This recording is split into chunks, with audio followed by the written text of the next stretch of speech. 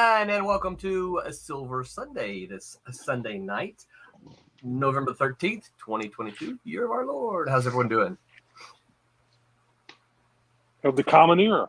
There you go. I am your host for this evening. I'm Roland Mann, and I'm here with Thomas Flamanti. Say hi, Tommy. Howdy do. Howdy do. And we are joined tonight by a special guest that we love dearly, who joins us from time to time, Rob Davis. Say hi, Rob. Hi, Rob. Rob, I got that extra money sent to you in the mail. You should. Thanks for coming right. on. I'm just a the Who song. I'm a substitute. If anybody remembers that old Who song.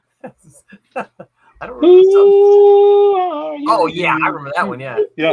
I'm a substitute. I'm not very good. So I'm not a Roger Daltrey. So. No, very, very few are, right? Yeah. That may be a good or bad thing. I don't know. Yeah, I don't know. Shout out to our sponsors, Daytona Beach Comic Con. If you like comic books and you like comic book conventions, you should make your plans to go to Daytona Beach Comic Con in September down near Daytona Beach, Florida. It's a great place to visit in September, and you get to go to Comic Cons. It is a comic convention. If you like comic books, it's where you should go. It's not one of these media conventions. It is a comic convention. Yeah.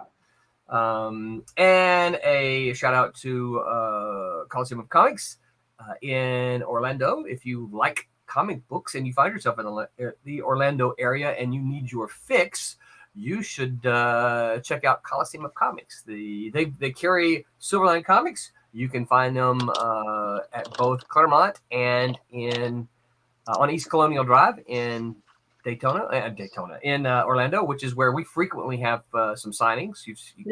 Roland, I've done plenty of signings. So yep. And Brett Larson will probably be there in a couple of weeks. We're still trying to hammer down a date for that. So Brent Larson will probably be there to sign copies of Kalis, which should be shipping to you guys here. You should all be getting it this week. Doesn't he have one on the Kickstarter now too? A new book. He's got Cape Town. Yep. I couldn't remember the name of it. Cape Town. Yep. Yeah. It's a brand new offering for Kalis writer Brent Larson. So, and I know he's excited about it because it's kind of Kalis has superpowers involved, but it's not your kind of traditional superhero story. But Cape Town is more of your put on some capes and tights and bash the bad people kind of story. I'm forgetting. Oh, shout out to Orlando Collector Deviants. I think they're getting ready to come back on the air. They took a little break, but they've been doing their shows again. And last time, Tommy and I saw Steve and Trish. They were talking about starting their return to the air. So we're actually trying to recruit them to the network here. So I'm not sure if why not going to happen, but yep. We're hoping that it will. And of course, last but not least, Tommy, bend your head down just a little bit so we can see your cat. Kablam! If you're an independent comic creator and you need your comic book printed, look no further than Kablam. As you can see, they printed all these comics that we have, and all of these are the ones in the Kickstarter. I've been using them for many, many years. Sure. I know those guys. They're pretty cool. I think, Rob, you've probably been using them longer than we have. I have. I've been. Yeah. I think the first thing we did with them was Daughter of Dracula. What was that? Was it really? Yeah, 2007, 2010, somewhere in there. I don't remember when we first did it, but it's been a long time ago. It's been over a decade for sure. But yeah, I think that was one of the first ones. It might have been a Mr. Jigsaw for Ron Fortier and Gary Cato. So I don't know. Memory does not work too well that far back. I'm gonna send them a note and ask them to look it up real quick. Oh yeah. Send Kablam a note and ask them. I'd be curious to know. Yeah. Yeah. That'd be interesting. See what my first book was. We actually printed some Airship 27 books with them for a while, but the costs were a little too high for us. It was eating into our profits, so we had to stopped doing that. But they were printing some really nice paperbacks for us at one time. Those guys, I don't know about those guys. Yeah, So, yeah, it's pretty wild what all they can do. while we are talking about this, we are in the final week. You can see there are 7 days to go in our Kickstarter here, in which we've got Divinity number 3, Trumps number 4, Switchblade number 3, Cape Town number 1, and Pendulum number 1. We've got 7 days to go. We've got 60 backers, and we're at 3407. So we are a little more than, I can't do the math. That's not quite just under halfway. half. Yeah, just under half. Yeah. So we're not quite half there. So we know that there are some of you that are still thinking about it, or still like, I'm going to wait and pledge at the last minute. We're going to ask you now if you would go ahead and pull that trigger and help us get there. So we don't sit there and go like this the whole right. next week. Yeah. So we don't develop stomach They ulcers. don't want. In other words, you don't want to sweat it. Right. Yeah. Help us make that. Tommy and I talked about some things that we're going to try to get added, hopefully tomorrow or Tuesday. Some cool things to maybe be a little more enticement. And as a reminder, let me see if I can still pull this up. Okay, good. As a reminder, there's still a lot of artwork left. How do I get there? There was so much to start with. Oh man, my God! What so was it? 58 pages? I don't need some mail. ungodly amount. How do I get there? Where's my page? I don't use Flickr that often. Album. Here we go. Albums. You can see I've got one album, The Fall Frenzy. So you can just see all of this artwork that is available here. Most of this is still available. Look, these covers. I think this one's gone. But you still got this piece here by where are my names here? I believe that's Mark Nelson, right? That's still available. Can y'all see that? Let me see. What I can do there. Beautiful piece. Yeah. Ooh, nice. And then the Divinity 3 cover is still available by Ken Hooper. Ads. This one's still available. The Dean Zachary pencil for cover A, and also the Thomas Flormonte inks. Oh, the inks are still. Yep. Usually those go pretty quick. Mitch Faust. This one's gone. The Olivia, which was by Alex Sarabia and Barb. Zach by Hoberg and Barg. I mean, there's just so many pages that are still available here. So you guys, you like original art. We know you do. A bunch of you do. This is a perfect opportunity. A lot of this stuff is for, going for pennies on the dollar, it would seem like to me, looking at this stuff. You can see some of this stuff is gone. This one's gone, Tommy. For page 22 of Trump's. So a bunch of the Divinity pages have gone. The interior. So the last page of the book. So we don't. You have to skip over that one. Right. We didn't want to see that one. But anyway, so yeah, there's still a lot of original art left, and we know you guys are interested in that. So jump on over and go ahead and pledge to that. Let's see. Vic already says, I remember he told us what that means, but I forgot. Buonasera, Silverliners, which I think is just hello. Yeah. Then he says, what happens if you don't fully fund it? So I think it's don't you dare say that. Yeah. Yeah. So what happens with Kickstarter? Okay. Kickstarter is an all or nothing. It's not like Indiegogo. And I don't know what the new crowdfunder or Zoop. I don't know about those platforms. We haven't used those. Indiegogo, which a lot of people know, if you don't make your goal, you still get to keep the money. Kickstarter is an all or nothing. If you don't reach the goal, you don't get any of that money. It's just a pledge. It means good until evening. You actually meet the goal, right? So say again. It's just a pledge until you actually reach your goal. Right. You're getting pledges rather than actual money. Yeah. Right. Yeah. Yeah. It's all a pledge, and then once you reach the goal, that means that we have made it, And then once the Kickstarter doesn't take any money until the campaign is over. Where Indiegogo, you put your money right then, right there. Yeah. Okay. So Vic, to answer your question, yeah, if it doesn't fully fund, then we don't get any of the money. That's the way Kickstarter works. And the comics won't get printed, right? That's right. So we'll have to figure out something else. Yep. But we've still got a week to go, and there are 60 backers. I think Barb and I were looking. The last Divinity Kickstarter had 168 backers. So the way I'm looking at it, there's 100 backers out there that are just waiting to the last minute, because they all backed Divinity 2, so they're just waiting for the last minute before they click the pledge button for Divinity 3. Yeah, because this is just as good as 1 and 2 were. That's right. Yeah, I've actually seen it. I actually did a little assist on some of the pages, and there's some great stuff going on in there. Mm-hmm. Yeah, Alex is a super talented guy. We've invited him on here before. I don't know how much he listens to us, but we've invited him on here before. Alex is from Mexico, so he's not real comfortable with his English, I think. And so I told him before, I said, look, just come on and draw. Yeah. So be another pretty cool. Roland Edwards Jr. Roland, what a fantastic and wonderful name that you have there. I don't meet too many other Rolands. So he says, who handles your distribution after campaign? Me. I do. That's in fact that's what I'm in the middle of doing for the last campaign. We're getting these books out, right?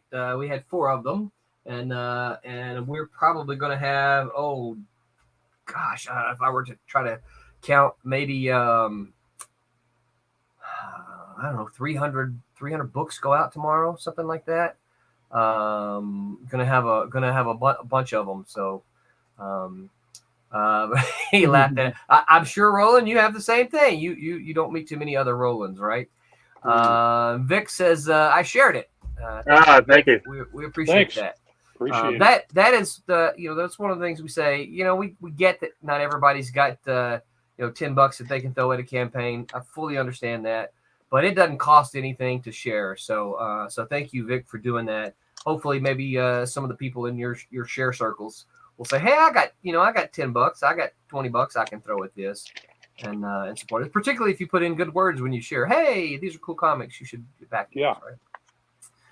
One of the things we wanted to make sure that people knew is that you didn't have to get. I mean, we hope that you did, but you didn't have to get all 5 books. You could just pick 1 or 2 or 4 or whatever. So sometimes we've heard some people go over the site and they were like, "Oh, I don't want all 5 books," and then but you don't get whichever one you want. So if you just wanted Trumps, you could get just Trumps if you want it. That's right. Yeah, that's right. Yep. Yeah. Now, and I think this. So this goes back a couple of campaigns where we didn't do that. We had them all on there. You was like, "Hey, you're going to back our campaign. You're going to get them all." But then we had a few people say, "I don't really want to get the other book. I just want to get this book." And so we're like, well, and we hemmed and hawed, and we're like, well, we really want you to get both because we think you'll get both. We think we will like both. But ultimately, that's when we said, okay, if you just want the one book, we don't want you to not be able to do it because, we're like, oh, you got to get both books, right? I think this was when we did the flip book on everything. We were doing the flip books, yeah. So Roland says that he says he's seen Jose Fuentes' work at Reflection Comics in Punta Gorda. Jose is a rock star for us. He's usually on our Tuesday stream. He's because he's a bit of a night owl. Jose does not have any, I don't think he's got one in this one. Books in this campaign. No. He had books in. Did he ink a cover of any of the stuff? Well, I'm trying to think. I know he inked. I think he inked this cover that's going out. No, Tommy, did you ink this one? No. Jose inked this then, I think. There's another mistake I made. Yeah, I saw that. Gosh, dog, why didn't you tell me? It was After I was putting them in a box, I'm like, well, they're already I think all of these, the cover, the credits for this whole thing on the inside, they're all messed up. They're all messed up, except for I think the Kickstarter cover. Dadgummit, I gotta go back and fix those. That's all. That's all on me. That's all on me. Which president used to say the buck stops here? Yeah. I think I got all the others correct, but yeah, I messed that one up. I got them all wrong. So anyway, Roland, we love Jose. Jose is he's got, even though he doesn't have a Kickstarter, he doesn't have work in this Kickstarter. He's got some cool stuff coming up. He's working on obsoletes for us, and he's also, we haven't talked much about it, but he's also going to be inking the new Cat and Mouse over Wubba. So he interesting. Yeah, that should be nice. Yeah, that should be nice. As soon as we can finish number 4, which we're just a few pages short of that, the new series will be drawn by Wubba and inked by Jose. So I'm pretty stoked about getting into that one. Vic says no forced bundles. Yeah, that's really kind of what it amounts to. Vic, is we still believe in it. We still believe it's the best deal on monetarily. It's the best deal on the on the Kickstarter. So if you're trying to get more bang for your buck, you want all 5 of them. But yeah, if you're just wanting the one book, you can go on and just pledge for the one book. So so we encourage you to do that. Although we think that you'll like them all. If you just want Trumps or Switchblade, or if you're like, hey, I'm only a Divinity reader, then just go back those. Yeah. Divinity at this point in time, Divinity is the only one of our books that's won any awards. So we want to encourage you to read that one. Kicking butt on the Divinity books. Yep. So okay. This is he goes, I ask about distribution because I do some indie comic distributions. So Roland, we should talk because I thought what you meant was distribution from the Kickstarter. So what we do with the Kickstarter is our wonderful partner, well, not really our partner, but we love them, Kablam, right? Kablam prints all of our books, and when we get them, I use the fulfillment aids, I guess you can say, from Kickstarter, and then we do all the packaging and mailing out from here, right? That's for the distribution. Beyond that, the only thing we do is they're available on many of them are available on Indie Planet, which Indie Planet will just print them and ship them directly to you. Coliseum of Comics has them. I've got a big box in there to deliver to Coliseum of Comics, which is I just take them down there to them. Or sometimes if I know like Brent is going to sign, going to do a signing, I might see, hey Brent, will you take these books to them? And he will do that. Or somebody else who's going. But we don't really have any. Now, the only thing I will say, Roland, is if it's legit distribution, man, we need to talk, please. If it is a consignment, I don't do any of that. Consignment means, and for those who don't know, some independent companies will do consignment. They'll say, hey, here's comic shop, here's 5 books, put on your shelf, and if you sell them, then you pay me for them. The problem is keeping track of all that is the problem is keeping track of all of it, and the other thing is I gotta pay for all of those books that sit on your shelves, and a lot of people forget that when you mean small press, you mean I'm running this out of my office. I mean my spare bedroom right here, right? That is the off. Yeah, everything's done right there on your desk. Yeah, that's it, right? It's right here. That's the whole operation right there on that desk. Well, I've kind of taken over the kitchen, the dining room, not the kitchen, the dining room, because anytime we fulfill, I've got books spread out all over the kitchen table. I heard you got a mess going. I do have a mess. Basically I take over the kitchen table for about 2 weeks, and I have books spread out. I try to keep it down to a week, but it usually ends up lasting more about 2 weeks. But I've got Brett and my son Brett and BJ. They're both we're figuring out things in the process that they can do to help me. So it's kind of expedited the process a little bit for me. But I was, packing all, putting all the comics in bags, taping them up, putting them in boxes, putting the labels on. I was doing all of that initially, but now we've kind of got a little bit of a assembly line. Yeah, assembly line. Yeah, a little bit of bit of assembly a line system. going. Yeah. Yeah. So, and we'll probably, kind of fine tune that as we go. Vic says, or if you can only afford one, that's it, Vic. Yeah, if you can only afford one book, well then, pick out the one that you, if you're like, hey, I've backed some of the others before, so I want, the next issue of Divinity, or you're like, hey, I want something new. Give me Cape Town, right?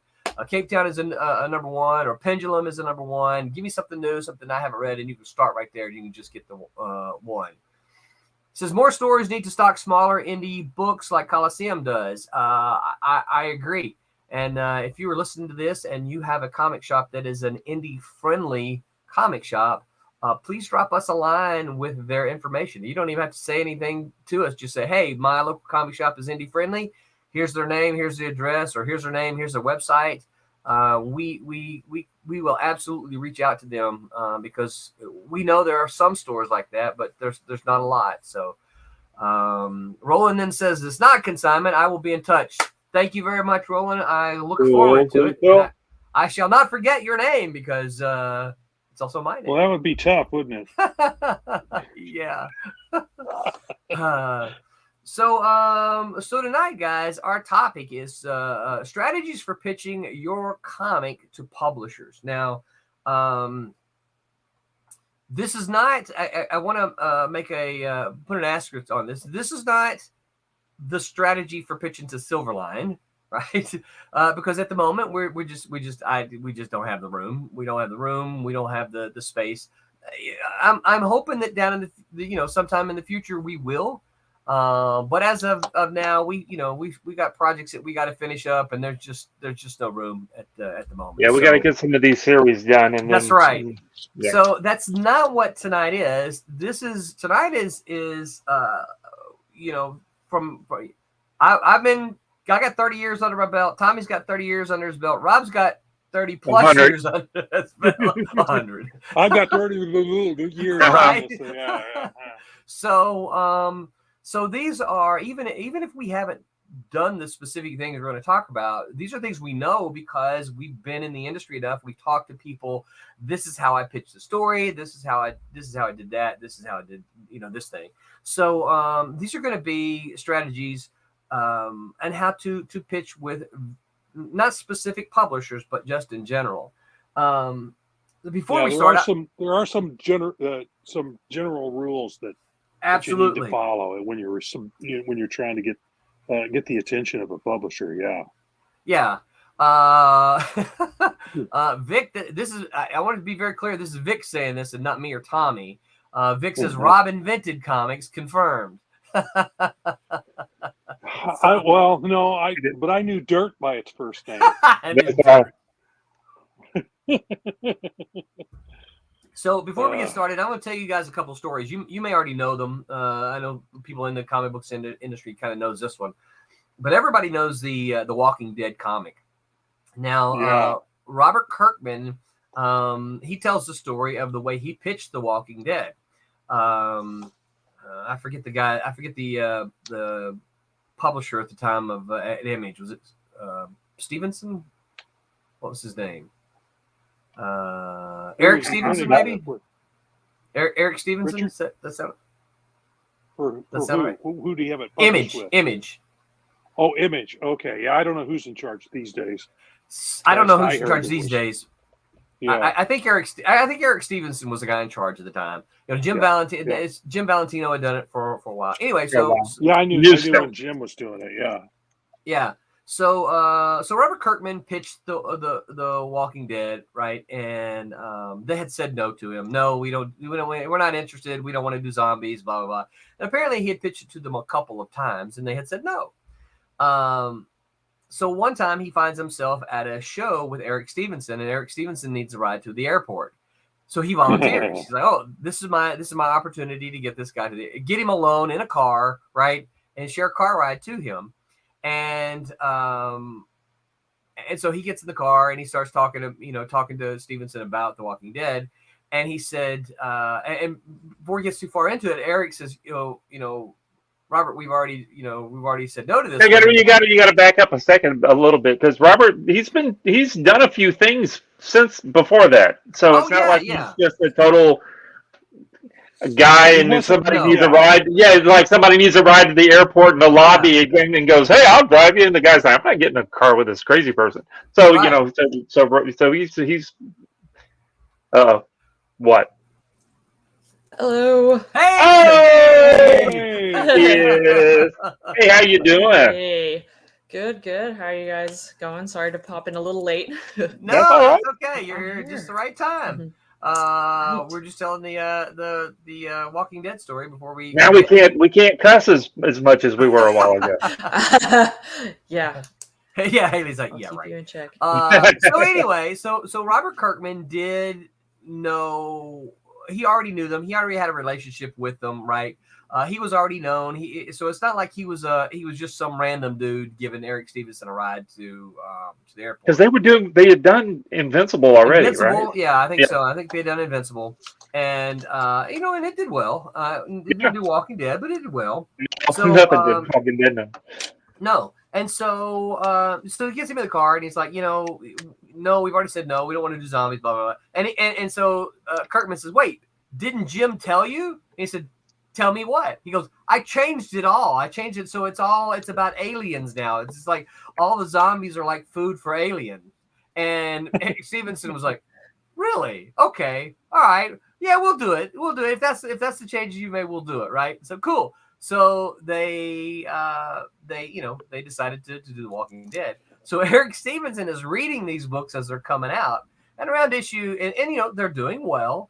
And around issue 5 or 6, something like that, he calls Robert Kirkman and says, "Hey, Walking Dead's doing good. You're doing a good job with it." He goes, I haven't seen any of these Easter eggs that you're planning for about the aliens. and Kirkman says, "Oh, there aren't any aliens there. I was just telling you that so you'd do the story." So he got away with one. And then millions and millions of dollars later, we're not worried about it. Right. So, Vic Steve says that lying to him, right? Don't lie to your editor. Valentino was a publisher at the time. Valentino was into independent comics before Image. Yeah. And he had done a lot of stuff. I think he's the oldest one in the bunch. And he had been around. He wasn't the publisher at all times because Eric Stevenson, I think, was there for a long, long time.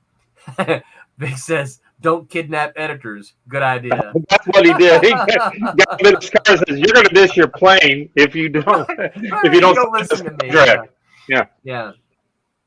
So and then I'll tell the story of how we pitched Cat and Mouse back in the day. Okay, so the first time, let's see if I'll make this as short as possible. So Cat and Mouse 1, we tried to do it ourselves. And we actually went to the distributors. We took orders. I still have the order forms. I'm pointing over there because I have a filing cabinet. I still have the order forms, but we couldn't. Long story short, we couldn't get it to market. So we ended up finding a publisher through our comic shop, and they published the very first issue, which was in the color edition of Cat and Mouse #1. He went out of business, and we took that copy because he sent us a whole bunch of them. He was like, "Yeah, I'm out of business here. Here's a couple hundred copies, right?" And so we took that issue and then the photocopies of the next 3 or 4 issues, whatever, because we were making a comic, and we sent it around to like Innovation, we sent it around to Now, we sent it all the the publishers of the comic publishers of the late 80s at the time, and I think we sent it to Kamiko, but we sent it to Eternity, right? We didn't know Malibu kind of didn't exist as Malibu yet. They were still You're right. Malibu. Obviously, I'm sorry, they were still Airsail and Eternity and Adventure. Right? Yeah. But we And sent if you weren't on the end, you didn't quite know that they were just the same group. Yeah. Yeah. Yeah. So we sent it to Eternity because Eternity had some books that we thought that we liked, that we thought Cat and Mouse could fit in with that, and several several weeks go by, and we ended up getting a letter from, I can't remember, we got a rejection letter from somebody. I think it was from Kamiko. And then we thought, you know what? It's been a while. Let's start calling these people. Now, I don't know what possessed me to think that was the right thing to do, but I picked up the phone, and I think probably because we were like, man, look, we got to get in with Eternity because look at what they're doing. We can be one of their books, right? And so I picked up the phone and called the offices and got to Tom Mason. And the first thing Tom Mason said, I've told this story when Tom was on, is he said, "You hillbilly, don't you know you should put your phone number on your submission?" Because I didn't. I put in a mailing address, right? But I didn't put, which is how I got mail back, but I didn't put a phone number on there, right? And so he said, "Give me your phone number before we do anything else." So he literally took down my phone number right then. He says, "We're interested in your book. We want to do your book." And then that's just kind of how it goes. And the rest is history. And the rest is history. Yeah. So my first bit of advice is, whether you are emailing or whether you are sending a mail, Put in all your info. include all of your info, not just your mailing address, not just your email address. Include a phone number that they can reach. If you like text, include a number that they can send you a text. Include all of the ways that they can contact you, so that way when they say, "Hey, we want to do your book, here's how we're going to get in contact with you." So that would be my first bit of advice, is include all of your contact info, no matter what it was. And you're like, "Yeah, but it takes up too much space at the top of my letter." I don't care. Make it work. Get it all on there, because if they don't have here's the thing, and here's the strategy behind it, right? You want it to be easy for them to reach out to you. Right. You want it to be, you don't want them to have to figure out, how do I get in touch with this guy, right? In fact, I got a story to tell you. The guy who's doing Cat and Mouse, I had to search for him, right? I couldn't find him, and I found a different name from I saw on DeviantArt, and I sent an email and I said, "Hey, are you this guy?" He goes, "Yeah, that's me." I'm like, "What the heck," right? So that's my first bit. Who wants to make it so hard? Yeah. Who wants to? He says the air conditioning company. I don't know the air conditioning company. Carrier. Train. Train. Yeah, that's another one. Yeah, What book are we talking about? No telling. Sometimes we get some. Well, this is from Vic. Vic speaks in code. All right. So who's got the next bit of strategy they want to? Airsail started. That's right. He's right. Airsail started as an air conditioner company. I forgot all about that. Yeah, he's right. Okay. Tom Mason, I think, told that story. I forgot all about that. Yeah. I did not know that. Yeah. That's new. That's a new story for me. Wow. I did not know that. Well, Airsail, I always, before they did Cat and Mouse, I always pictured Airsail as basically Barry Blair's company, because they had all the Barry Blair, those half-naked elf elf books, elf lord. Troll Lords, was that part of them too? No. Troll Lords was something different. Troll Lords was actually Len Straczewski and somebody. Brian Augustine, wasn't it? Brian Augustine, yeah. Oh. But Barry Blair drew all those elf books. I can't remember all the names of them now, but they're pretty popular. I'm So, thinking if you're trying to pitch a new book, not trying to pitch a story idea for a continuing no, line, a new book, you got your maybe book you want to do. if you're not tied down to something that you're already been working on and all that kind of stuff. If you're going for a particular company, maybe it's probably not a great idea to pitch a book of something that is exactly like something that they've already got that they're doing. You want to maybe do something a little different. Okay. So, like, if all of a sudden somebody comes to you and they say, they do a cat and mouse thing, so they're going to say, "I'm going to do a dog and ferret book," or whatever. The same thing, and it might be really cool. You're like, "Yeah, no, we've already got that same book." Yeah. Like, what? And you go, "But look how cool this looks!" And it's like, yeah, it's the same with the kidnapping of all the stuff, like the same Right. story. Like, Yeah. you want to try to do something a little. Yeah. Yeah, and happening in New Orleans with the same characters in the background and all that kind of stuff. You try to pick something a little different. That might be Right, yeah. a great idea. That's good. I always try to think about trying to just do something, wacky and weird and see if that works out. Now that's unless if you've already got something that you've been working on and it's already got like you guys did with Cat and Mouse, and you already had 4 or 5 issues going. You already put on a lot of time, right? Right. So yeah. So maybe you'd want to pick some people that didn't have, something that you would fit in. Right. Vic says he's making adolescent scarab. We have Teen Beetle. Oh, that's right. There you go. Yeah. I think that's the other thing too, along the lines what you're talking about, Tommy, is I think the thing is when you got a book and you want to find a home for it, sometimes you just look to. Let me just see who's taking submissions. I'll dig up a site here in a minute. There's a good site that has a lot of stuff on it, and you don't really do the research on the publishers themselves. And so you're like, okay, I've got my nudie book, right? Here's my nudie book that has nudie in it. And I'm going to send this. I'm going to send it to this company that only publishes kids material. Yes, or a super a religious company that's only doing Bible comic books, kind of a thing. Yeah, you're not going to want to send your booby book to those guys. They're probably not going to appreciate you sending the stuff. The reaction is probably not going to be to your. No, probably not. I mean, you can send them to me directly if you want to, but don't send them to the. Don't send them to the. Don't send them to the what? Don't send them to the religious. Yeah, do your research, right? Do your research and find out about the company.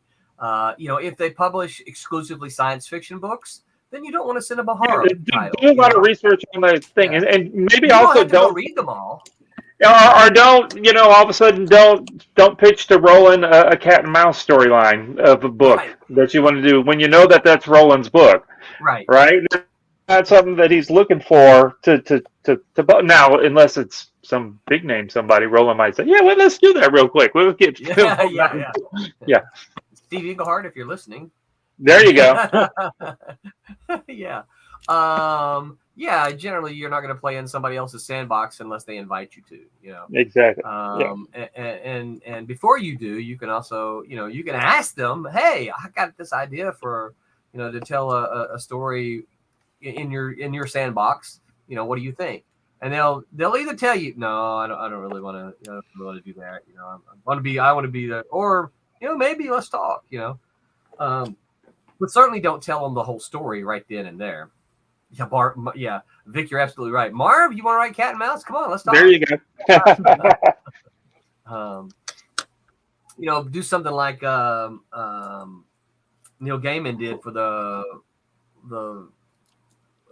first couple of issues of Spawn were written by him, and he got all kind of nasty comments because it was so bad, so poorly written. He ended up getting, like, for, I don't know, I can't remember the exact issue numbers, but like 7, 8, 9, 10, 11, 12, something like that. He got a bunch of famous names to come in and write stories. Alan Moore wrote a Spawn story. And from McFarlane Spawn? Yeah, from McFarlane. Who did I say? I'm not You didn't say McFarlane. Oh, okay. Okay. Yeah. Gaiman. Yeah, You said Gaiman. McFarlane's Spawn, right? The first few issues were so poorly written, and then so bad, and the industry kind of raked him over the coals on his writing. So he went out and got, I think I want to say maybe Peter David wrote a story. He had words with Peter David though, didn't he? Yeah. Yeah, He and Peter did not get along. Yeah. So I'd have to look that up. I'm not really sure, but yeah, I think he had several names come in and write comics for him. So, Haley, are you doing art? Oh yeah. I can. He's good like this. I know. It's like, Yeah, I know. It's. I need to find like maybe somewhere else I can put my camera because my screen is my tablet, so I'm like drawing. On it. It's kind of awkward. you want to share? But yeah, is it the present button? Yes. Is that what it is? Yeah. Okay. Oh, look. Of course, Vic knows. Vic says Dave Sim, Neil Gaiman, Alan Moore, to name a few. So yeah. Dave Sim, I forgot Dave Sim had done it. Vic, Oh, that's right. Yeah. Vic, if you that's know coming that back to me name, now. Yeah. if you have not read Cerebus, you should. Cerebus is probably one of my favorite indie comics. So Rob, when you pitched Twilight Grim, what did you do other than just say, "Hey, I want to do a book," and then Roland said, "Sure," and then that was it. It was pitched to me. Yeah. It was pitched to me. I was not involved with the original idea. That was that was R.A. Jones's idea. Yeah, I can I tell you got the way that dragged in. happened. Yeah. Go ahead. This goes back about three years ago when we decided that Silverline was going to be more than what we were doing, because we had just done Cat and Mouse is all. And that's when, Barb and Dean and Kevin were like, hey, let's, bring back Silverline. And so we started thinking about who can we reach out to. And R.A. Jones is, of course, anybody who knows me and, has heard me talk. R.A. Jones has been a guy I've worked with for a long time. And I love his storytelling, love the guy. So I reached out to him and I said, hey, R.A., I said, here's what I'm going to do. You got any stories? And he said, I do. You got an artist in mind? I said, well, no, I'm starting with you, buddy. And so he said, well, I would love to work with Rob Davis again. And so I reached out to Rob, and Rob said, R.A. Jones, yeah, I'd love it. So R.A. wrote up 3 or 4 ideas, and I said, There was 3 ideas. And I said, here you go, Rob. Which one of these you want to draw? and I picked Twilight Grim because I thought I hadn't done a vampire book. I thought, cool, let's do vampires. Yeah. So yeah. Yep. That's how that. Yeah. So yeah. So this is. I was a little backwards. I came into this because I was asked to. Right. But now, back in the day when I tried to break in, I went to a lot of conventions, and I took pages of work. I one of the first things I did was pitched a book to First Comics back then. Okay. And I was hooked up with a writer. Do you remember the and editor? he wrote it. It was. We ran across Mike Gold. Mike Gold, yeah. Uh-huh. He was at a convention in Wichita. So we put together, I think we did 5 pages that I penciled and inked. And I would not show them to you today. That's how bad they were. I mean, looking at them now, it was the best I could do at the time, but I've gotten much better since then. But we took them and showed them to him. He liked it. He told us what he liked about it, what he didn't like, what we needed to work on. Mm-hmm. So, we went back and we worked on those things. And I eventually worked at it. And it took a couple of years, but I finally got to the point where I got a publisher to say yes. And then they assigned something to me. But one of the first things we did was so what you want to do is you want to make it you want to be, if you're going to a convention, you want something you can lay in front of the publisher or editor, and he can look at it real quick, and especially if artwork, he can tell right away whether you're professional level or not, or if you need a little bit of work and to get to that point. But don't give him a big portfolio full of 24, 30 pages. because that he'll go, I don't have time to look at that. Right. You give him 3, 4, 5 pages to look at of the story, and it's done well enough that you can get the point across. As a writer, then you should have at most like a 3-page outline of what you want to do with your book, telling him what the characters are like, what some of the plot lines might be about, and so on. Depends on the book that you're doing. But in other words, it's something that somebody could look at real quick and decide on immediately. And that's my advice. Yeah. If you're trying to pitch a book, is to make it simple. Keep KISS. Keep it simple, right. stupid. Yeah. So, and then once you get the door open, then you can throw all the other stuff at them. But make the initial pitch should be pretty easy and quick. Yeah. I got a question for you in just a second, but Rob, Vic asked, what was the first job that you? What was did? The first job that I got? It was not comics. It was doing illustrations for Mayfair Games out of Chicago. Wow, I remember Mayfair Games. Yeah. And I did some work doing spot illustrations for them, and I helped on the design work on their Legion of Superheroes setting book. I helped them do maps and did some spot illustrations for that. And I did 3 or 4 other modules. And then while that was going on, that was my foot in the door. And then I got books with the oh, sick. Thanks. Yeah. But that's good, Rob. That means that's good. Okay, I'm an old guy. Sick is a whole different thing to me. Yeah, no, I know. I can tell. I thought fire was the hot thing these days. Yeah, it is. But sick it's really means good. I thought fire. Okay, I thought maybe sick had gone back to the old. No. Okay. Sick means good. Okay, thank you. Okay, but the first actual book. The first thing I did was I started in the comics world. I was a letterer for Now Comics. I lettered a book called Siphons. Yeah, I started out as a letterer, and I wasn't very good at it, but I did it for a while. It was readable. Yeah. And then the inker jumped ship on the book, so they asked me if I'd ink it. And then a while I did 2 or 3 issues of that, of lettering it and inking it. And then they had an opening on another book where they wanted me to pencil as well. So I ended up penciling that. But my first work was for Now Comics. Wow, that's pretty cool. Yeah, and it wasn't the best place to start because after a while, I was on the book that I was on for 12 months, and after about month 8, the checks started coming further and further apart until I had to finally threaten to sue to get my last paycheck. So, but by then I had gotten enough, I'd done enough that I was getting pretty professional looking with my artwork. So I went out and that's when I got hooked up with R.A. Jones on Scimitar at Eternity. I think it was Eternity. Yeah. And I was called in to do, R.A. called me up. I'd met him at a convention, I think in Kansas City. And he asked me to come on this book that he'd been doing called Scimitar because the artist had not been following the scripts and sales were just falling through the floor. But they wanted to do at least 4 issues of it. So they said, well, we'll make it a 4-issue miniseries and Rob, can you come in and do the last 2 issues? So I said, okay, yeah, here's an opportunity to work on my chops a little bit more, make a little bit of money doing it. And immediately with issue 3, sales went up.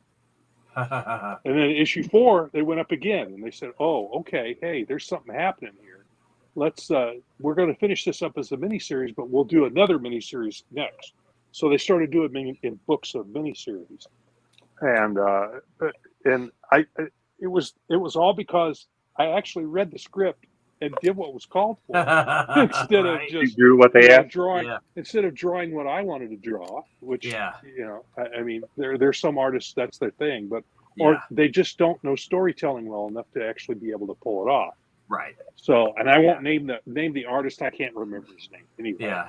and somebody could look it up if they want to. But Right. I'm hoping he got better later on and was doing better at that. But that was my start in the industry.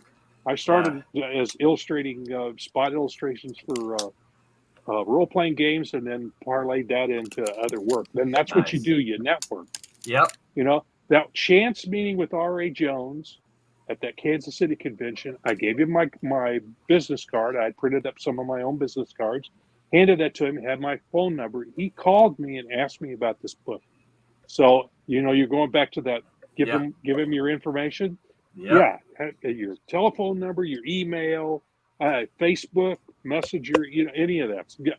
Anything that any way that you could be contacted easily, put it on any kind of presentation that you're making. Yep. If you can't, if there's not room on the front, put it on the back. Business cards are so vital, I think. So yeah.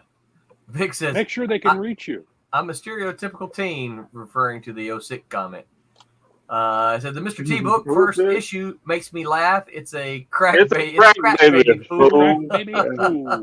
Yeah. Now comics was kind of trashy. If I get annoyed, I get annoyed if I break my scripts. Yeah. You have another question up here, Rob. You might know the answer to this. I'm not sure. He says, "Does RA have the rights to Dark Wolf?" I would assume. I think so. Yeah, I think so. I think he's got the rights to Scimitar. Yeah, and it was probably his best-selling book. I think Dark Wolf was like them right there with it. I think they were both right about the same level as far as sales go. Yeah. But I think he's got the rights to that. You want him to do more? That's a good question, Vic. Yeah. You want to see more Dark Wolf? Yeah. Yeah. I don't know. I hadn't. I mean, I have heard Ari talk about Dark Wolf before, and I'm aware. I probably have some issues or an issue or two. Pretty sure I do. Yeah. Vic says yes. Okay. Well, that's what I thought. I figured that's why you were asking. Yeah, I don't know if he's interested in doing that. I know he's not interested in doing more Scimitar comic books. Yeah. He did do a novel that Airship 27, the company that I'm the art director for. We printed a novel of his about Scimitar, and I illustrated it. So, which is kind of old home week. It's pretty cool. Yeah. Yeah. He changed the character up a little bit and modernized it a little bit, but it's still the same. She cray. Yeah. Yeah, Scimitar's cray. So when we're talking about pitching to publishers, so one of the things I wanted to ask, and I've heard this before. I have strong opinions on it, but wanted to kind of get all three. We're going to ask Haley first, so make sure she's paying attention to this question. So I'm soaking it in. When people, I've heard people say, "Oh, anytime you give a pitch to a publisher, you need to tell them." It's like this movie met this movie. So it's like Star Wars met Dune. What do you think? Is that an important piece of reference to put in, or is it a no? You know, that's the kind of thing. Tommy. Oh, yeah. I've definitely heard that, or even saying like it doesn't even have to be a movie, like maybe you reference another comic or whatever. Right. But I feel like I've also heard people like don't say that because they're like, we don't want you to be compared to anything else. We want it to be unique. But I can see where that would help them like marketing wise. No, like, oh, okay, if people like Star Wars, then maybe they'll like this book, like kind of know who the target audience is. I guess that's why they would ask that. Yeah. I definitely have heard that. What was the question exactly? Like, do you think that's helpful? Do you think so? If you were going to pitch heroic shenanigans to a publisher, would you do that? I mean, you self-published it, so you obviously you didn't have to pitch yourself. But if you were to take it and try to find, like as an example, like this wasn't a publisher. This was just like somebody that came up to our table at the Sci-Fi Pop Fest that we were at last week. Yeah, I guess it was like a week ago. And he had like a My Hero Academia shirt on, which is an anime about like superhero high school, and my comics about superhero summer camp. So I was like, hey, yeah, if you like My Hero Academia, you'll probably like this. So I used that because I was like, obviously you already like this thing. Here's like something similar, which Yeah. So So yeah, the question is, so that's your sales pitch to consumers. yeah. Would you use that to pitch a publisher? I don't. I guess it depends on like what kind of stuff they publish. I guess. Why would that matter? Because if they don't, well, yeah, because I guess if they don't publish anything similar, then why would they publish mine? So why would I pitch it to them anyway? Well, that's true. Yeah. Yeah, I. Yeah, that's hard because I don't.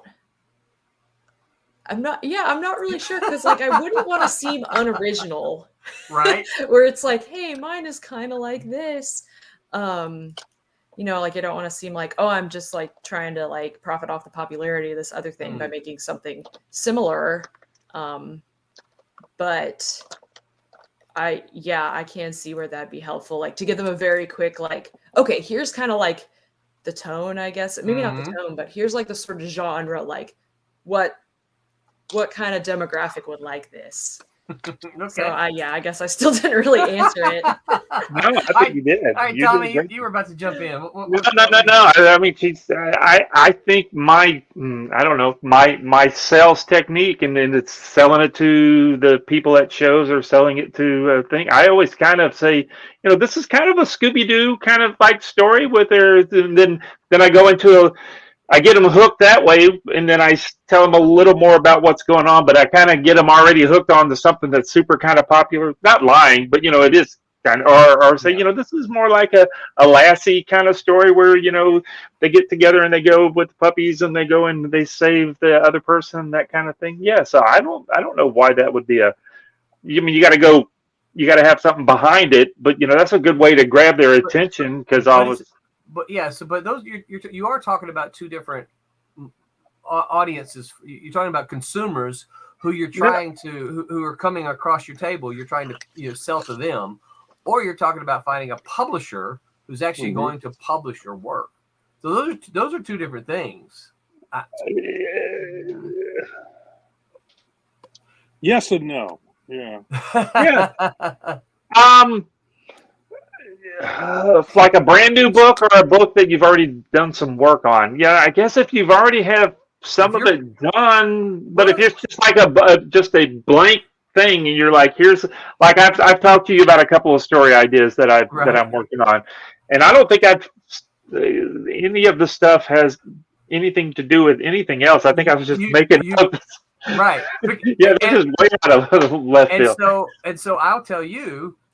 Because you haven't said, oh, it's like this, like this. No, because they aren't like anything. As an editor, anytime someone tells me it's like this meets this, I'm not interested. I am absolutely not interested. If you don't have any original ideas, then I don't want to hear it, right? And so whenever you pitched, for me, wouldn't you like to know what kind of genre it is? I can tell that by reading. I'm smart enough to figure that out. Or if I can't tell if I can't tell from your pitch, right? If you're pitching me, hey, it's about a space pirate who does this. Okay, it's science fiction. You don't have to tell me it's like Star Wars meets this, right? I don't need that. If your pitch is strong enough, if your story is strong enough, then I guess I never thought of. Maybe it's just something it's something that we automatically do. We've been doing this for a while, and when we're talking I almost think it's a Hollywood thing. I almost think because I didn't see that 30 years ago when we were breaking in the industry. I never saw it. I never saw anyone pitch their comic like it's this meets this. I never saw that, right? And I'm not saying it didn't exist. I'm just saying that I never saw it. I didn't start seeing it until the late 90s when we started getting, Hollywood interest in our larger Hollywood interest in it, that you started seeing, oh, it's like this meets this. It's like, okay, well, why don't I just go watch those two then? Right? No, thinking about it, I realized that.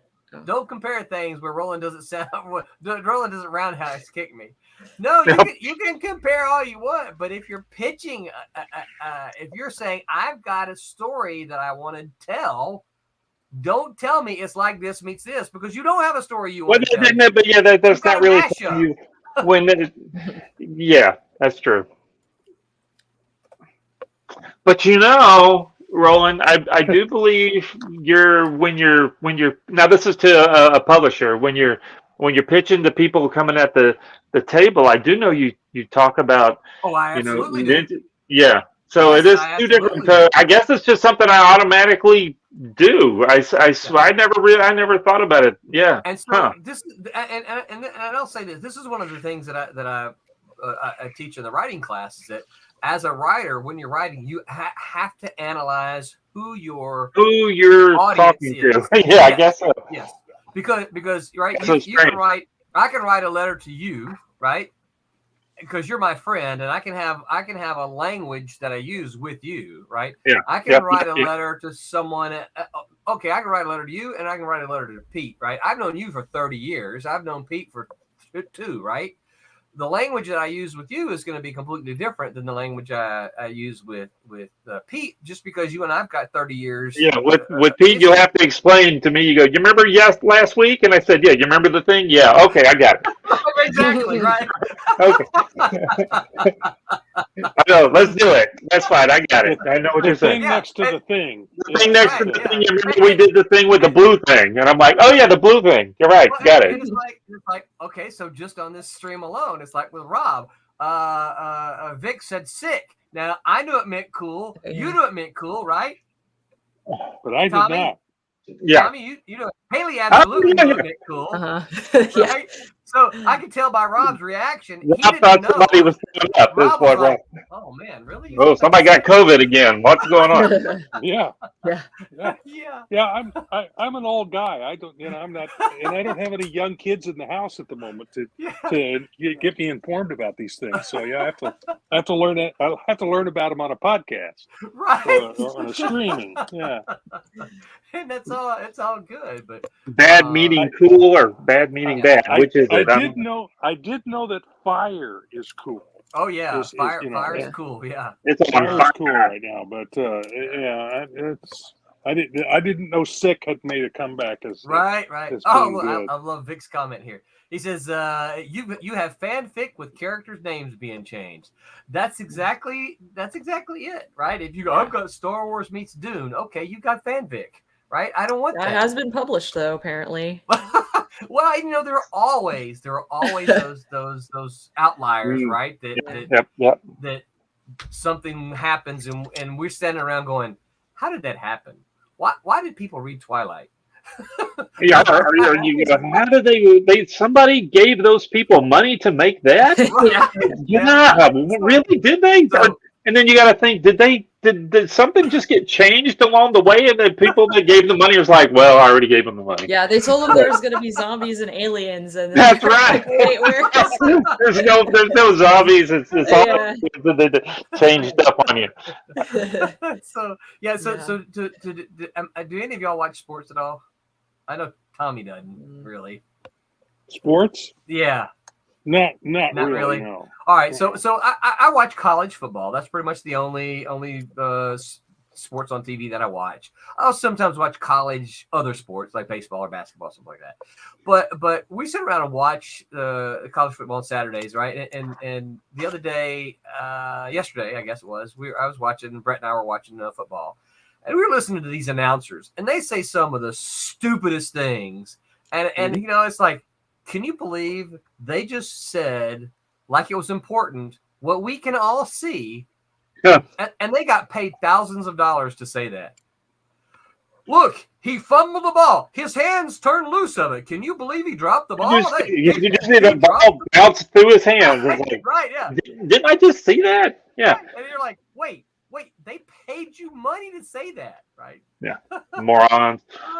Owen says hello. I still love his sideways kitty cat on his little. Yeah. Good to see you, Owen. Vic says, saying I ate that means good, but bit that means bad. My generation. Thank you. I ate that means good. I bit that means bad. Okay. It bit. That's the same thing as Thor. As Thor left forth. Thor let forth a mighty blow to be on. Yeah, that's right. Yeah. you see Thor punching somebody, and Thor lets forth a mighty blow. I can see that. Don't tell me what I can see. Is that what comics you're were bad about that? Yeah. Yeah. Okay, so we kind of beat that one up. That's one thing I do hear, and I hear that in independent comic circles a lot, and I'm just like, please stop. You want me to be interested. You want me to be interested in your book. Don't tell me that you're copying other things, right? All right. So, any other thoughts, strategies for pitching to a comic publisher? So let's tackle because you gotta remember, if you're approaching from, because you have a writer who doesn't draw, you have an artist who doesn't write, and then you have maybe an artist writer, right? Yeah. How would you let's tackle each of those, right? If you're going to tell a writer who doesn't draw what they need to do to pitch to a comic publisher, what are you saying? Make it visual. Make it visual. Give it. It has to have interesting visual. You have to think visually when you're writing comics. Yep. That's number one. So are we assuming that they've already got past the first stage of the publisher kind of liking the idea, and then so it's just like a blank sheet of paper? I got an idea. I want to publish. I want to approach. I want you to publish it. I want them to publish my idea. And Mr. Publisher is like, "Yeah, tell me about it." Yeah. And then, as just the writer, I don't know. How do you do? Yeah, golly. I'm glad that I can draw a little bit. So Haley, I'm gonna move you here for a second, and I'm gonna pop up this. Don't stop it, because I want to put you back up. But I'm going to show this screen here. So this is one of the things that I have shown in my class before. I don't know who Jason Thiebaud is, but he's got a pretty good list here. This is, as you can see, this is by now. This is 2019. I don't think. Have you seen this one, Haley? I think so. I remember I looked through one recently, and it was probably this one. Yeah, he's got a definitive. It's called the Definitive List of Comic Publisher Submission Guidelines for 2019, and it's a pretty good list, right? He starts off by all kind of notes here, and then he says the big comic four. It's kind of funny because he says the big four, and I'm trying to think, well, who are the other two, right? But he lists Image as one, and I have a problem with Image being on the list because they don't pay, up front. And then he's got Dark Horse, and I don't know that I would put, to me, I think it's just, you got the big two, it's Marvel and DC, but whatever. Okay. And then he, of course, talks about Dark Horse and DC and Marvel and them, right? Like here's for Image, right? Image, see, here we go. They don't pay page rates, right? And this is why I can't really include DC. I'm sorry, I can't really include Image into this, because they're no different than any of the other independent publishers, right? They don't pay page rates. They pay you part of what they get, which is what other independent publishers do. Right. Okay, so for writers, they say they accept proposals only. Don't send storyboards, scripts, notes, or manuscripts. Anything other than a proposal that meets the below specifications will automatically be declined. Now, they've got specifications somewhere. Must be on there. He pulls this from their website, so they probably got specifications. Okay, now here's a note on that. When a publisher has specifications, follow those to them. Yeah, to the letter. You don't want to be doing something that's going to automatically just get you rejected because you're like, Yes, because I will tell you this: publishers, editors, they're looking for reasons to say no. Right now, we think, they want to accept me. Well, maybe, but they're really looking. They have so many submissions. They're looking for an easy reason to tell you no.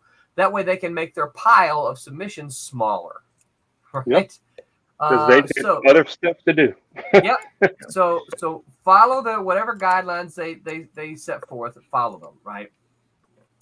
All right. So Marvel and DC, you can't, does not accept any ideas anymore. So to work for Marvel and DC, they got to come find you essentially, right? They no longer accept unsolicited submissions. Okay. Now here we go. Submission guidelines for independent comic publishers, art house, and literary. So he's got the fancy ones up here. The Drawn and Quarterly, Fantagraphics, Iron Circus, who I've never completed. I was reading at the same time as I was talking. It says completed works. That's one of the things that you're going to see about this. All of these, they're all looking for completed works.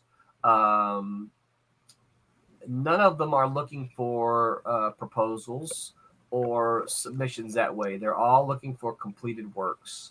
Something that they can throw in the catalog and run. Yep. Yeah.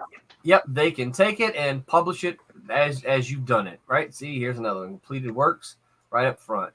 Then you've got all the submission guidelines for comic publishers, genre, manga, pop. Right. And this is just, as you can see, there's all of them. 2000 AD, Aftershock, Caliber Press, Lion Forge, Titan Comics, Red 5, whatever that is. I don't know. There's a Red 5 and then a Red Giant and Stranger. Scout is here. Lady Death. I don't imagine Lady Death takes submissions, but he might. Alterna, right? Boom. Coppin Comics. Yeah, that's what he calls them. Yeah. So all of these. Now, we're not going to look at all of them, but if you were to scroll through here, you're going to see most of them are looking for completed works. Not very many. And see, our Marcosia, there's pencilers, inkers, colors, and letters. There's no writers listed. Right? Because they're writing their own stuff. They're writing their own stuff, and they're looking for pencilers, inkers, colors, letterers, right? Or a project, right? If you got a project, Something done. Yep, you can send it to them. You're going to find that I think for most of these small press publishers, they're mostly just looking for artists. I will say this: Alterna, they don't accept story ideas without art, right? Antarctic Press is probably one of the best that will take writer pitches. They've got a nice little section here about writers. So I'll try to put this link in the show notes. Yeah, let's see if I'll put them in the comments somehow for everybody because they're good stuff. They've just been sent out. So put Haley back up. So my first thing would be if you're a writer, find an artist. Mm-hmm.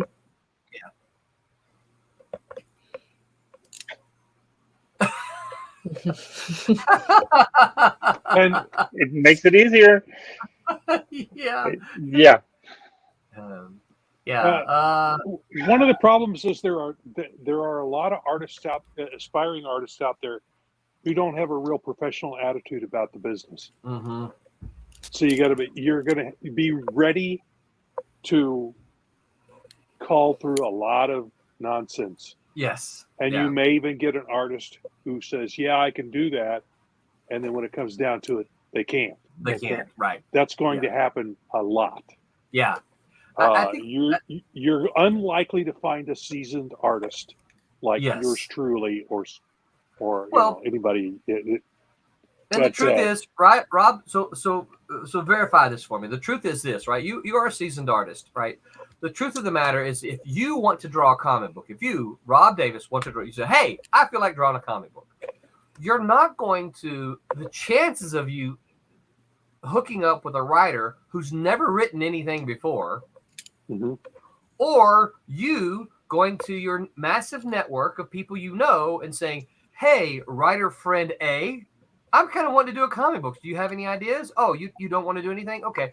Hey, writer friend B, I'm kind of wanting. You're going to reach out to your network of people that you already know, not some random person who wants to do a comic book. Yeah, I just recently got somebody wanting me to do a graphic novel with them, and I'm going, who are you? Right. And it's one of those, and you start reading through the email, and you finally get to the bottom, and it's, I need so many pages for free. Can we start tomorrow? Yeah, let's start No. tomorrow. You're No, like, he says, there the are no first BOGO 5 deals. pages. Yeah, the first 5 pages, are free, and then after that, I'll pay you. And I'm going, no, that's not how it works. I don't know where you're coming from with this, but that ain't how it works. Somebody told me, Rob, you draw for free, bud. Well,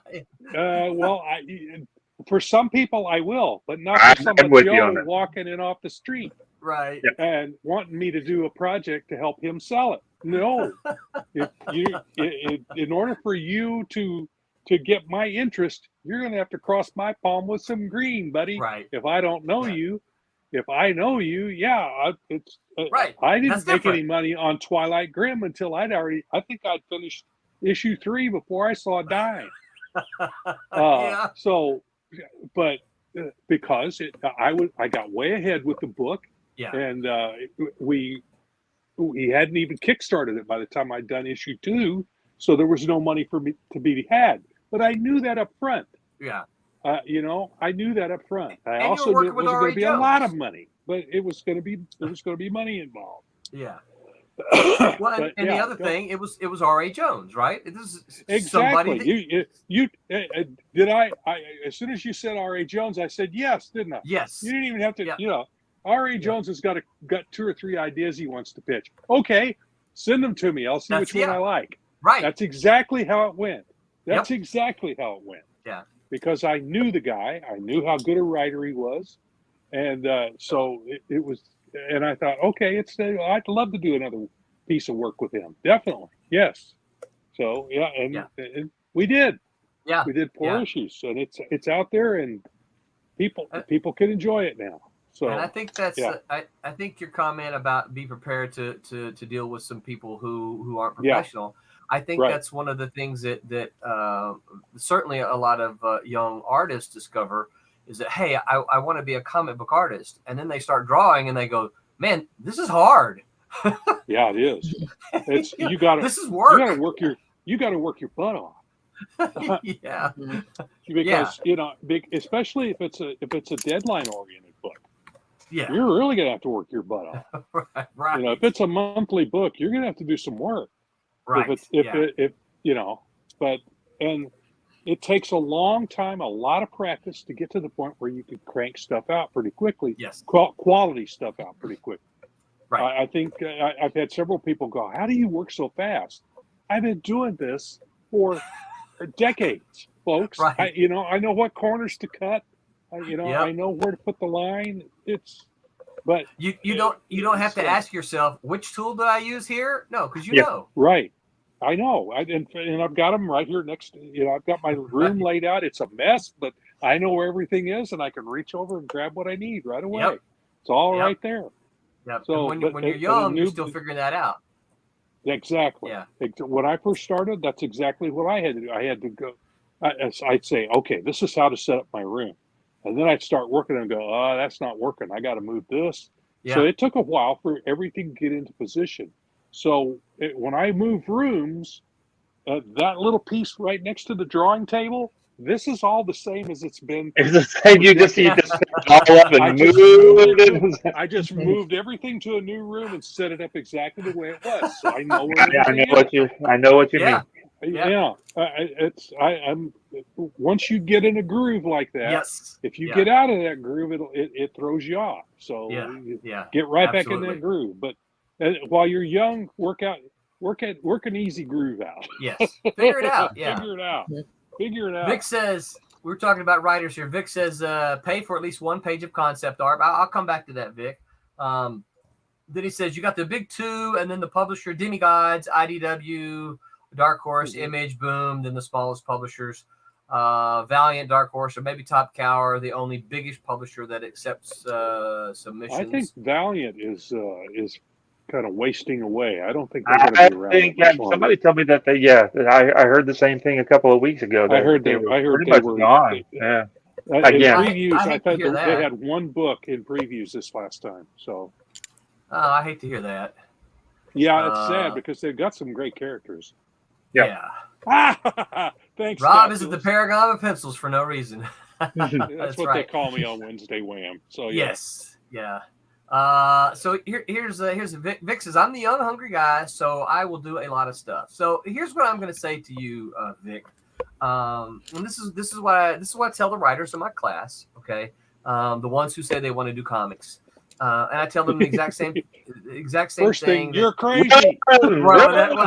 After that, right? When you can't talk them off the ledge, They haven't I tell them the kind of thing. Hey, look. You're not going to go out and find someone like Rob Davis to be able to draw your comic, because you're going to write Rob a letter and he's going to say, who are you? Right. And why do I want to work with you? And that's the problem. Right. So I tell them, I say, look, here's the deal. You want to find somebody in a similar situation as you are. Somebody who's young, a hungry person.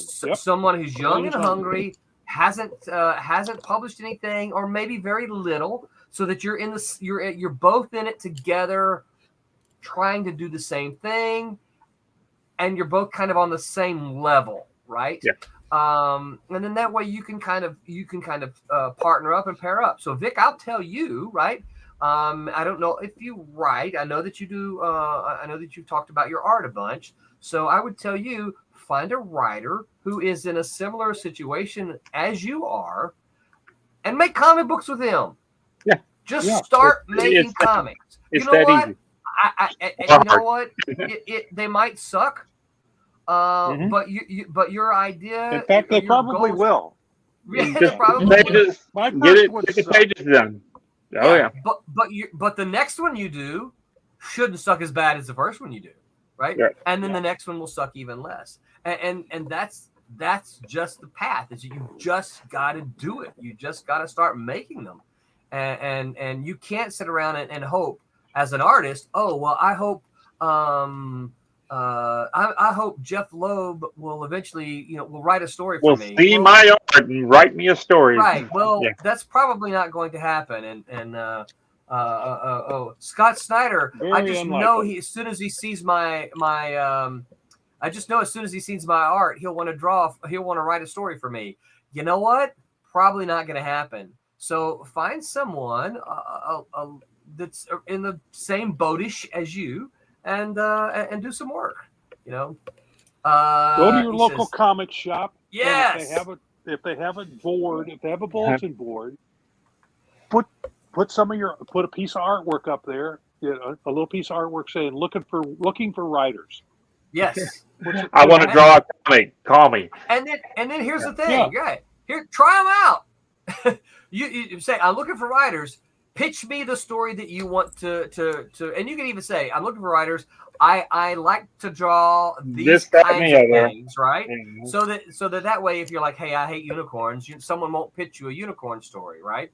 Tell them the kind of things that you like to draw, and let them pitch you. Say, hey, pitch me stories, and then you pick the one that you want to do, right? Mm-hmm. Vic says, I have stuff written for about the next half a year. Oh, so you are writing your own content. Okay. So, well, you're in a different boat then as someone who only writes or someone who only draws.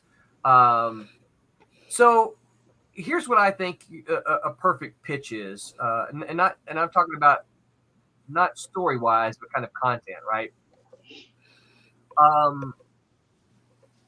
And then you guys can critique it, tear apart if you disagree with it, right? But for me, I want to see I want to see an encapsulated sentence that tells me what it's about, right? Then I want to see a paragraph that sums up kind of the theme, and not necessarily just themes, but what kind of the story is. And then I want a 1-page summary of your story. If it's going to be a 4-issue miniseries, I want you to just tell me the whole story. Okay. And then I want to see 3 to 6 pages of sequential art. I don't want to see concept art. I don't want to see your character drawing. I don't want to see a character's face. I don't want to see your symbols, right? The logos. I don't want to see any of that crap because I don't care. I want to see sequential art. What's the book going to look like? That's really what matters, right? And then if it's a miniseries, I want to see that you've got it broken down. Show me where your story is going to break. Your first story beats. I want to know where that first issue is going to end because I like cliffhangers. So I want to know where that first issue is going to end, where the second issue is going to end. I want to know what's going to be in each of your 4 issues. That's what I want to see. And then if you want to include character bios and stuff like that, which I will never read, but if you want to include any of that, you put that on the end. But I need to see that that your 1-sentence pitch, right? I want to see your little paragraph or your elevator pitch. You've heard us talk about elevator pitches here, right? I've got Tommy can probably tell you my cat and mouse elevator pitch. He's heard it so many times, right? And then there's ninjas. Ninjas. It always ends. Then there's ninjas. But you got to admit, for probably 75% of the people, doesn't that get them to smile? No, they do. It does. It does. It works, When yeah. you mention ninjas, it gets them to smile. So, Smiles are good. Your opinion is wrong, and you should feel bad. I'm definitely going to ask my local comic shop guy to pass some of my work around. Yeah. Yeah, you should do that. And the other thing I will say about this, Vic, if you are doing your own writing and drawing, the problem I see with that as someone who's getting started is that you're all alone. If you can get some collaborators, you got a team of you to work together. If you can say, hey, I'm going to pencil, I'm going to work with a writer, we're going to find us an inker, we're going to find us a colorist. Well, suddenly you've gone from just you to 4 people, right? A writer, penciler, inker, colorist. Now all 4 of you can work as a team to achieve this goal. And you've got 4 different networks rather than just your single network alone. I'm not saying that you can't do it. I mean, there's plenty of independent comic folks who, we talked about Dave Sim earlier. Dave Sim did Cerebus. Jeff Smith did Bone, right? It can absolutely happen, but I think it's a little tougher when you're by yourself. Well, find other people, because those people have strengths that you probably don't have. You find somebody. One of you may be a better salesperson than the other. So the more you can get involved, the better off you are. Definitely. Yeah. So that was kind of my. If I'm telling somebody to pitch me, that's what I would tell them. What do you guys think about that? You want to tear it up now? Can I add some stuff about like how? Because I think it sounds like the person asking these questions is someone who writes and draws, kind of like what I've been doing, like with my heroic shenanigans. So yeah, I mean, it definitely is. Yeah, it definitely takes a lot longer to get stuff done when you're the only person, to get content out. But it's definitely doable. I mean, I can look up at I can't actually see it at this angle, but I can look up at my shelf and look at comics, and I'm like, yeah, there's a bunch of books up there that I know, like it was a single person who did it. Some of them may have had like coloring assistants, but there's a lot of like indie books and things that have been published that are, writer artist. And I mean, and then that's what I was doing. Yeah. And then I, went to a convention, met Roland, talked, and that's how I got involved with Silverline and working on Bear. So you never know, like, just because you are an artist and maybe you don't even have your own stories or whatever, like still, network and go to conventions and your comic shops, like they were talking about, and just take a chance and try talking to people, because you never know who might may not be like a big 2 publishing person, but they may look at your art and be like, yeah, I do want to work with you. And before like talking to Roland and working on Bear, the only prior experience I had was my Heroic Shenanigans comic, which I've just been doing by myself. So yeah, that's kind of like my experience with it, my 2 cents. So it definitely is like doable to do stuff. And not that like my Heroic Shenanigans, like I just self-publish it, but there definitely are people who like work their own thing, put it on Webtoons, whatever, it gets big. And you can also, but I think like, I mean, I can't speak for Roland, but I think if I didn't have my own book already out there, you probably wouldn't have been as interested to work with me, right? If I was like, hey, I would like to draw comics, but I don't have anything to show for it that I can do it. If you had, I can't say for certain because you never know, but if you had just walked up to me at the show and said, hey, I draw my own comics. Here's my photocopies of the comic that I draw. Right. And I would like to work on something. I would have probably said, hey, that's really cool. Good luck. Keep doing it. Right. Yeah, we But we no, see lots of folks that yeah, sit down and throw an art book in front of you, you know, a right. sketchbook with all kind of scribble scratches, and I want to do a comic, Mm. and you're like, oh well, You drawing, yeah. Then do But one. no, Yeah. you're Then right. do I one. saw Haley was at her table. She had her own Mhm. book, right? She was there. She was doing it, and that was the Mhm. thing. As I saw her there, 'cause, you know, I spoke with her. We got along. You know, she was nice. I like working with nice people. I don't like working with jerks, right?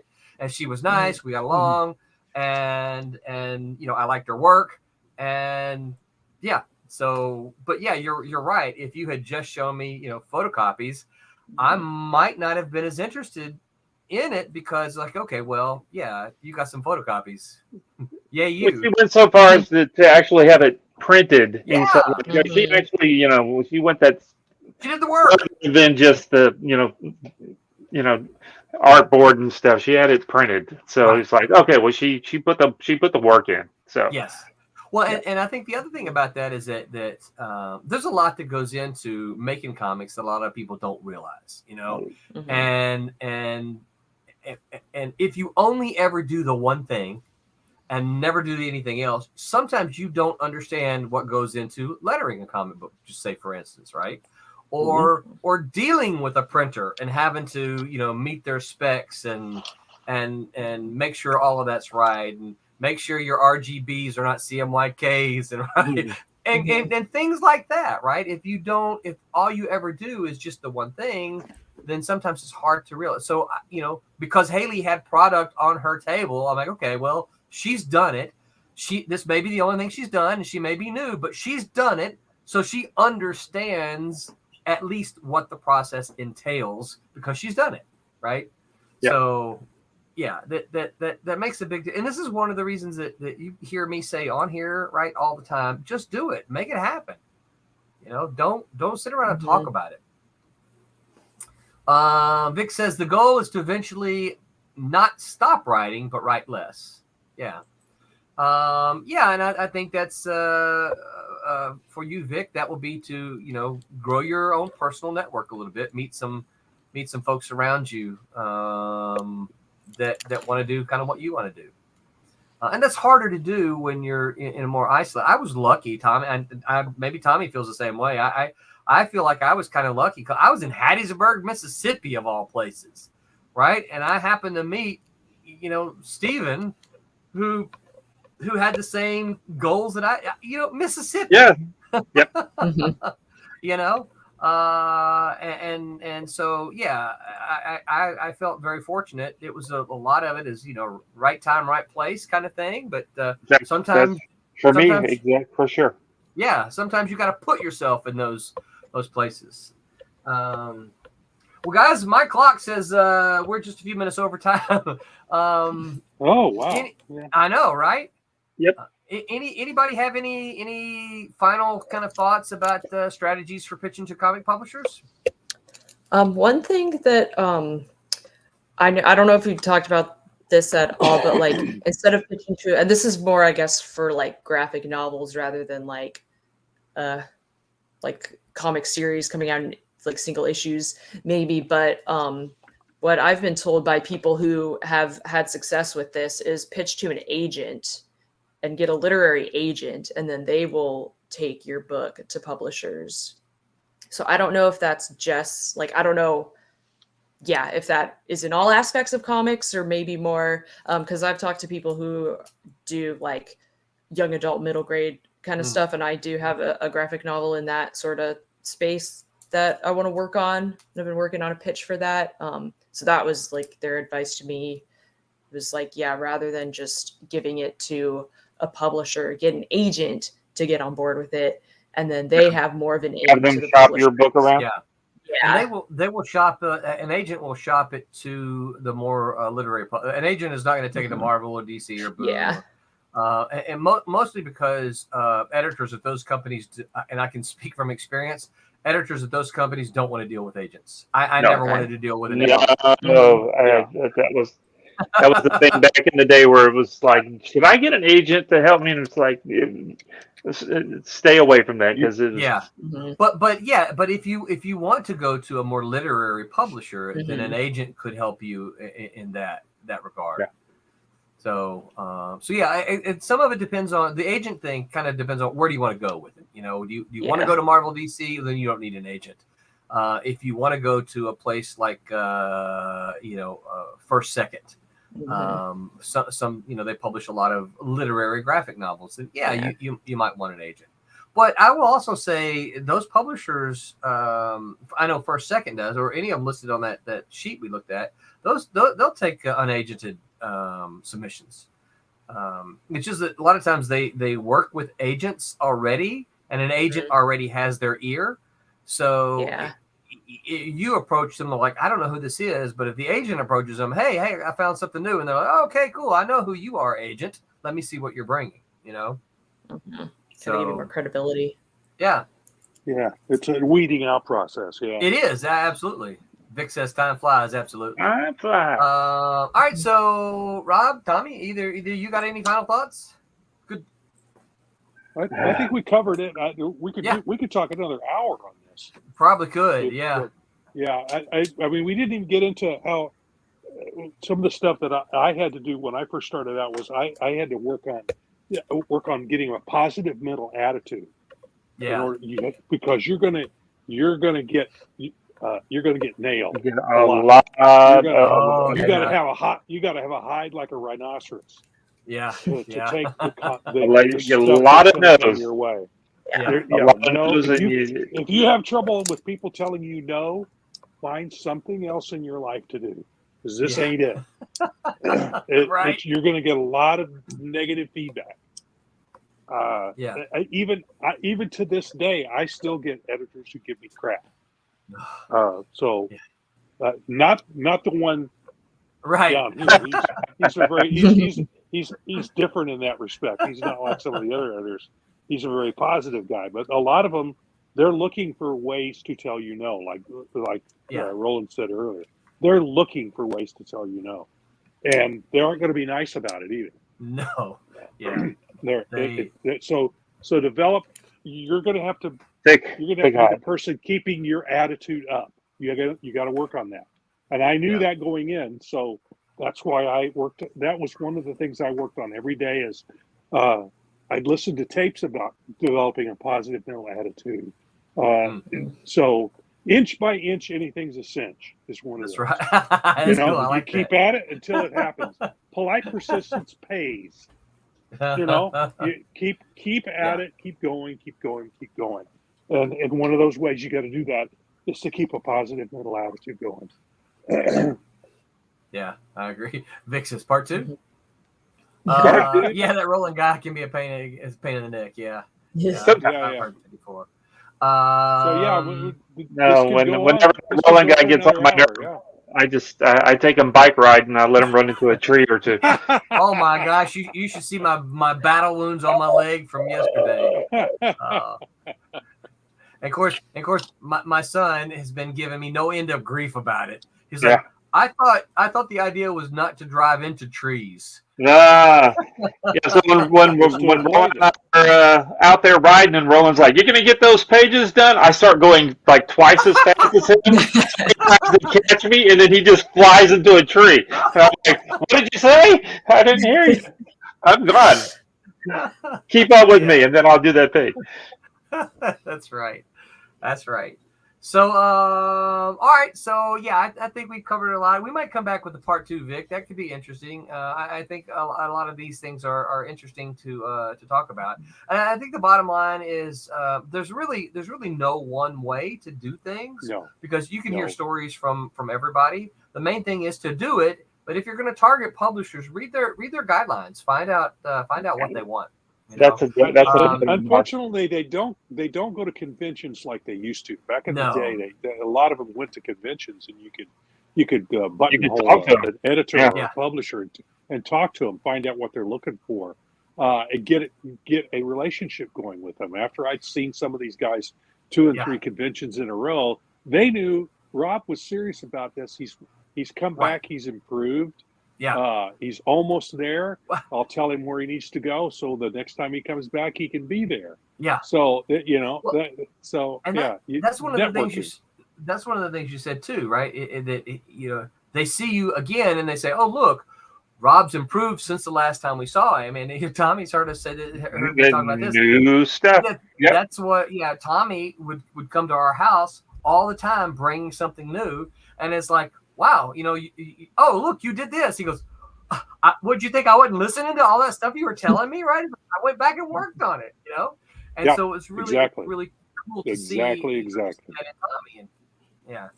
So, all right. Excellent. So don't forget to hit that like button. Don't forget to subscribe, please. We're still trying to work on our subscribers. And please go over to the Kickstarter and see what you might like. Because there's stuff over there. Yep. We haven't budged a penny since we started, I have nothing in this one. I have no horse in this race, but they got some great books that they got in this Kickstarter. So go check them out. Stuff. Yeah. So get over there and pledge if you can, share if you can't.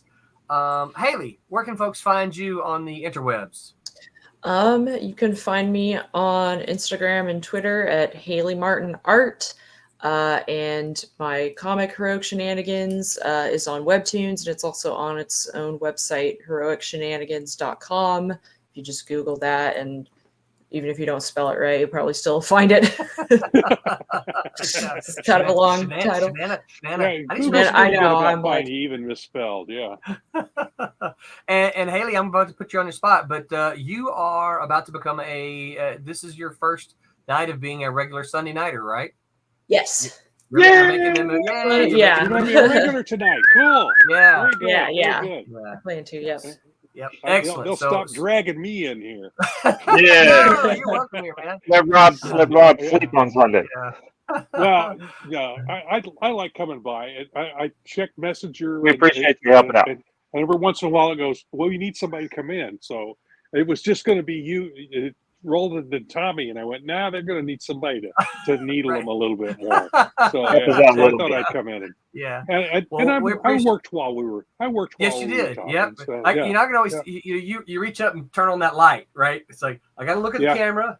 I got to look at my light board, right? Yeah, because there you go. I'm in the dark, so so I turn that off and So see, that looks better for us to see you.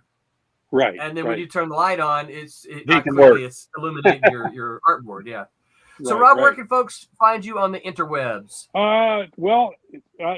My work is mostly with Airship 27 Productions. Airship27hangar.com is the catalog there. I also have my own domain, robmdavis.com, and you type that in, it'll take you to the header page, and then it's got a bio, and it's got some links to some other stuff. And I probably should go in there and update that, because I think I haven't touched that in years. But it does have links that take you elsewhere. Cool. But mostly, if you go to airship27hangar.com, there's a page there that tells you what conventions I'm going to, and that sort of thing. And there's also some other links there. But go to robmdavis.com and airship27hangar.com. Or just type in Rob Davis and see what comes up. There is another Rob Davis who's an artist in the UK. Really? So you might come across that. Yeah, I occasionally get folks who write me and say, "Can I interview you? I really like your work. I'm stunned by what you've done." And then I go, "Okay, what works have you seen of mine?" And then they run this list, and it's like 4 or 5 different things, and I go, I didn't work on any of those. Wow. And the only reason I know this is he worked for Marvel for a short time. And so I did a few issues of a book for Marvel. So I was in the freelancer pool, and I got his check. Oh, no. Oh, they sent me his check.